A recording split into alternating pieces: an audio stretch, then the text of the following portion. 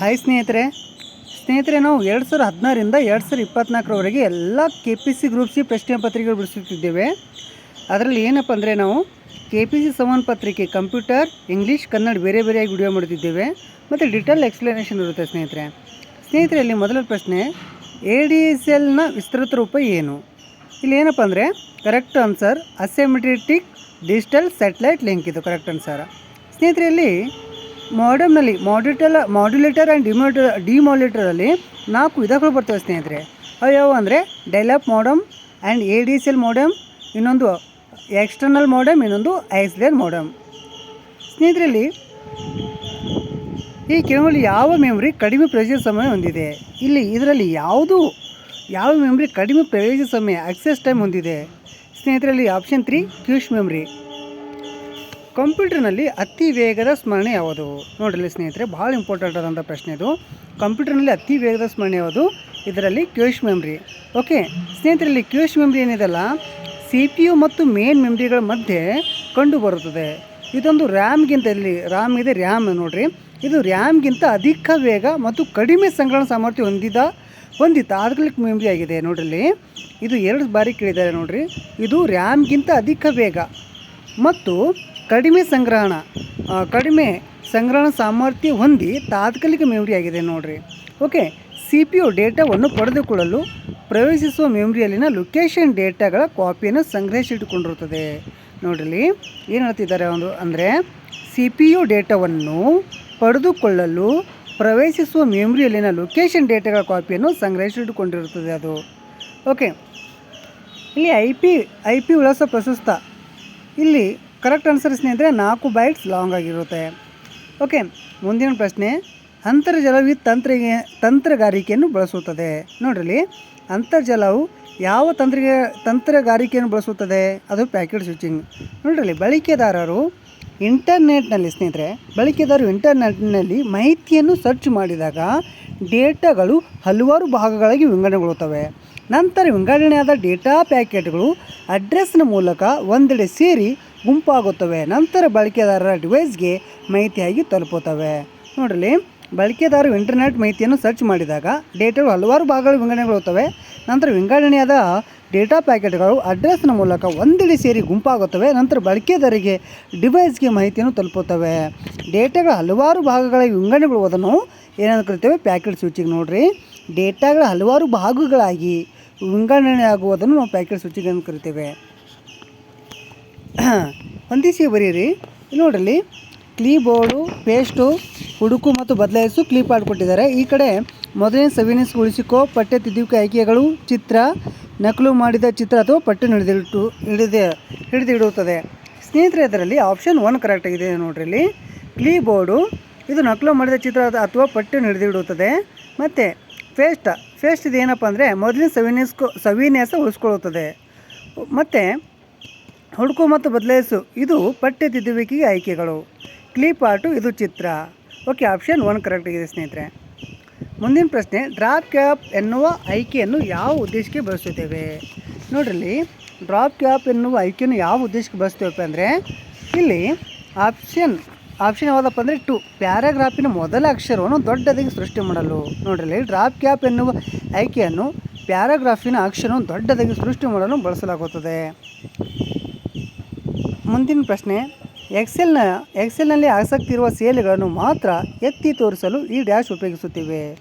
ಇಲ್ಲಿ ಆಪ್ಷನ್ ಯಾವುದಪ್ಪ ಅಂದರೆ ಆಪ್ಷನ್ 4 ಷರತ್ತುಬದ್ಧ ಸವಿನ್ಯಾಸ ಕಂಡೀಷ್ನಲ್ಲ. ಓಕೆ, ನೋಡ್ರಿ, ಷರತ್ತುಬದ್ಧ ಸವಿನ್ಯಾಸ ಏನಿದೆ ಸ್ನೇಹಿತರೆ, ಕಂಡೀಷನಲ್ ಫಾರ್ಮೆಟಿಂಗು. ಈ ಫಾರ್ಮೆಟಿಂಗ್ಗಳು ಕೆಲವು ಮೌಲ್ಯಗಳನ್ನು ಹೈಲೈಟ್ ಮಾಡಲು ಅಥವಾ ನಿರ್ದಿಷ್ಟ ಸೆಲ್ಗಳನ್ನು ಸುಲಭವಾಗಿ ಗುರುತಿಸಲು ಮಾತ್ರ ಬಳಸಲಾಗುತ್ತದೆ. ನೋಡ್ರಿ, ಇಲ್ಲಿ ಏನಪ್ಪ ಅಂದರೆ ಷರತ್ತುಬದ್ಧ ಸವಿನ್ಯಾಸ ಏನಿದು, ಈ ಫಾರ್ಮೆಟಿಂಗ್ಗಳು ಈ ಕಂಡೀಷನಲ್ ಫಾರ್ಮೆಟಿಂಗ್ ಅದಲ್ಲ, ಇವು ಕೆಲವು ಮೌಲ್ಯಗಳನ್ನು ಹೈಲೈಟ್ ಮಾಡಲು ಅಥವಾ ನಿರ್ದಿಷ್ಟ ಸೆಲ್ಗಳನ್ನು ಸುಲಭವಾಗಿ ಗುರುತಿಸಲು ಮಾತ್ರ ಬಳಸಲಾಗುತ್ತದೆ. ಓಕೆ, ಇಲ್ಲಿ ಕೋಶ ಸವಿನ್ಯಾಸ ಏನು ಹೇಳುತ್ತದೆ? Okay, option cell. Okay, cell formatting ಏನು ಹೇಳುತ್ತೆ? ಈಗಾಗಲೇ ಇರುವ ಅಂದರೆ ಸೆಲ್ಗೆ ಅಪ್ಲೈ ಆಗಿರುವ ಸ್ಟೈಲ್ಗಳನ್ನು ಬಳಸಿಕೊಂಡು ವೇಗವಾಗಿ ಸೆಲ್ಲನ್ನು ಸವಿನ್ಯಾಸಗೊಳಿಸೋದಾಗಿದೆ. ನೋಡ್ರಿ, ಸೆಲ್ ಫಾರ್ಮ್ಯಾಟಿಂಗ್ ಏನು ಹೇಳುತ್ತೆ ಅಂದರೆ ಈಗಾಗಲೇ ಇರುವ ಅಂದರೆ ಸೇಲಿಗೆ ಅಪ್ಲೈ ಆಗಿರುವ ಸ್ಟೈಲನ್ನು ಬಳಸಿಕೊಂಡು ವೇಗವಾಗಿ ಸೆಲ್ಲನ್ನು ಸವಿನೆಸ್ಗೊಳಿಸುವುದು. ಓಕೆ, ಮುಂದಿನ ಪ್ರಶ್ನೆ, MS ವರ್ಡ್ನಲ್ಲಿ ಸಬ್ಸ್ಕ್ರಿಪ್ಟ್ ಮಾಡಲು ಬಳಸುವ ಕೀ ಸಂಯೋಜನೆ ಯಾವುದು? ಓಕೆ, ನೋಡಿರಿ ಸರಿಯಾದ ಉತ್ತರ ಸ್ನೇಹಿತರೆ ಆಪ್ಷನ್ 1 ಕರೆಕ್ಟ್ ಆಗಿದೆ. ಇಲ್ಲಿ ಇನ್ನೊಂದು ಪ್ರಶ್ನೆ ಇದೆ ಸ್ನೇಹಿತರೆ, ಇದು ಬಹಳಷ್ಟು ಬಾರಿ ರಿಪೀಟ್ ಆದಂಥ ಪ್ರಶ್ನೆ. MS ಎಕ್ಸೆಲ್ನಲ್ಲಿ ನಾವು ಎಂದು ಟೈಪ್ ಮಾಡಿದರೆ ಏನು ಬರುತ್ತೆ? ಓಕೆ, ಇಲ್ಲಿ ಏನಪ್ಪ ಅಂದರೆ ಇಲ್ಲಿ ಕ್ರಮವಾಗಿ ಇಂದಿನ ದಿನಾಂಕ ಮತ್ತು ಸದ್ಯದ ಸಮಯ ಸಿಗುತ್ತದೆ. ನೋಡ್ರಿ, ಕ್ರಮವಾಗಿ ಇಂದಿನ ದಿನಾಂಕ ಮತ್ತು ಸದ್ಯದ ಸಮಯ ಸಿಗುತ್ತದೆ. MS ವರ್ಡ್ನಲ್ಲಿ ಕಾಗುಣಿತ ಪರಿಶೀಲನೆಗಾಗಿ ಯಾವ ಸ್ವಯಂಚಾಲಿತ ಕಾರ್ಯಕಾರಿ ಕೀಲಿಯನ್ನು ಬಳಸಲಾಗುತ್ತದೆ? ಉತ್ತರ F7. ಇದು RWJನಲ್ಲಿ ಕೂಡ ಬಂದಿರುವಂಥ ಪ್ರಶ್ನೆ, ಭಾಳಷ್ಟು ಬಾರಿ ರಿಪೀಟ್ ಆದಂಥ ಪ್ರಶ್ನೆ. ಸ್ನೇಹಿತರೆ ನೋಡಿರಿ, ಮುಂದಿನ ಪ್ರಶ್ನೆ, ರೌಂಡ್ 8.50 ಸೂತ್ರವು MS ಎಕ್ಸೆಲ್ನಲ್ಲಿ ನೀಡುವ ಬೆಲೆ ಇದು 9. MS ವರ್ಡ್ನಲ್ಲಿ ಸ್ನೇಹಿತರೆ ನೋಡ್ರಿ, MS ವರ್ಡ್ನಲ್ಲಿ ಪುನರಾವರ್ತಿ ಕೆಲಸಗಳನ್ನು ಮಾಡಲು ಬಳಸುವ ಚಿಕ್ಕ ಪ್ರೋಗ್ರಾಮ್ ಎಂದು ಕರೆಯುತ್ತಾರೆ. ಇದಕ್ಕೆ ಮ್ಯಾಕ್ರೋಸ್ ಎಂದು ಕರೆಯುತ್ತಾರೆ.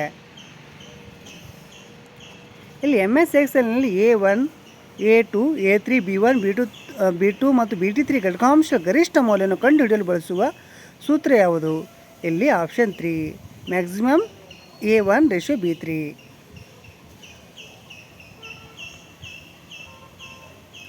ಸ್ನೇಹಿತರೆ ಇಲ್ಲಿ ನೋಡ್ರಿ, MS ಎಕ್ಸ್ನಲ್ಲಿ ಒಂದು ಸಾಲನ್ನು ಮರೆ ಮಾಡಲು ಡ್ಯಾಶ್ ಕಿಲಿಯನ್ನು ಅದುಮಬೇಕು.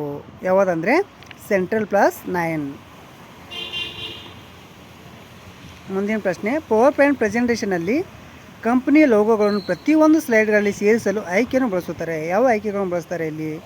ಓಕೆ, ಇಲ್ಲಿ ಸ್ಲೈಡ್ ಮಾಸ್ಟರ್. ಸ್ನೇಹಿತರೆ ಇಲ್ಲಿ ಸ್ಲೈಡ್ ಮಾಸ್ಟರ್ ಪವರ್ ಪಾಯಿಂಟ್ನಲ್ಲಿ ಸ್ಲೈಡ್ ಮಾಸ್ಟರ್ನ ಬಳಸಿ ಕಂಪ್ನಿಯ ಲೋಗೋಗಳು ಹಾಗೂ ಚಿತ್ರಗಳನ್ನು ಸೇರಿಸಬಹುದು ಹಾಗೂ ಪೂರ್ವ ನಿರ್ಧಾರಿತ ಬಣ್ಣಗಳು, ಪ್ಯಾಂಟ್ಸ್ಗಳು ಹಾಗೂ ದೃಶ್ಯ ಪರಿಣಾಮಗಳನ್ನು ಸೇರಿಸಿ ಪರಿಣಾಮಕಾರಿಯಾದ ಸ್ಲೈಡ್ಗಳನ್ನು ಪಡೆಯುವುದನ್ನು ಸ್ಲೈಡ್ ಮಾಸ್ಟರ್ ಎನ್ನುತ್ತೇವೆ. ಯಾವ ರೀತಿಯ ಸಂಗ್ರಹ ಸಾಧನಗಳು ವಿಘಟನೆಯ ಪರಿಣಾಮಕ್ಕೆ ಒಳಪಡುತ್ತವೆ?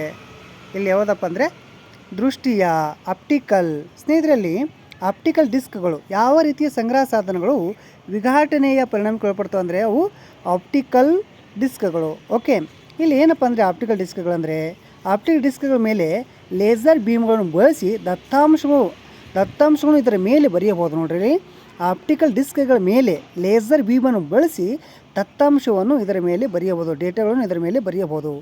ಆಪ್ಟಿಕಲ್ ಡಿಸ್ಕ್ಗಳು ಎಲೆಕ್ಟ್ರಾನಿಕ್ ಡೇಟಾ ಶೇಖರಣಾ ಮಾಧ್ಯಮಗಳಾಗಿದ್ದು ದೃಷ್ಟಿ ತತ್ವದ ಆಧಾರದ ಮೇಲೆ ಕೆಲಸ ಮಾಡುತ್ತವೆ.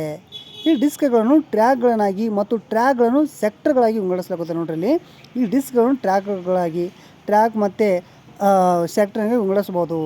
ಓಕೆ, ಆಪ್ಟಿಕಲ್ ಡಿಸ್ಕ್ ಭಾಳ ಇಂಪಾರ್ಟೆಂಟ್ ಸ್ನೇಹಿತರೆ, ಭಾಳಷ್ಟು ಬಾರಿ ಎಕ್ಸಾಮ್ನಲ್ಲಿ ಕೇಳಿದ್ದಾರೆ. ಓಕೆ, ನೋಡ್ರಿ, ಯಾವ ರೀತಿಯ ಸಂಗ್ರಹ ಸಾಧನಗಳು ವಿಘಟನೆ ಪರಿಣಾಮಕ್ಕೆ ಒಳಪಡ್ತವೆ ಅಂದರೆ ಅವು ಆಪ್ಟಿಕಲ್ ಡಿಸ್ಕ್ಗಳು.